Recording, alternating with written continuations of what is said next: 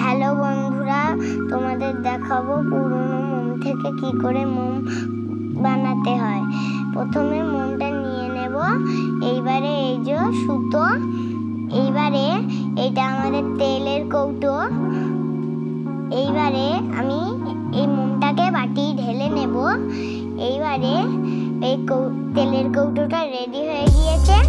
এইবারে এটাই আমি মোম গলানোটা ঢেলে দেব।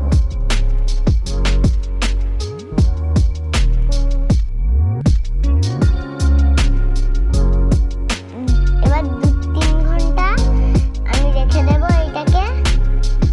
এইবারে আমাদের 2-3 ঘন্টা রেখে দিতে হবে। দেখো আমাদের মোম তৈরি হয়ে গিয়েছে, কত কিউট, তাই না? এই দেখো কারেন্ট চলে গেলে আমি বই পড়তে পারবো। Bye bye.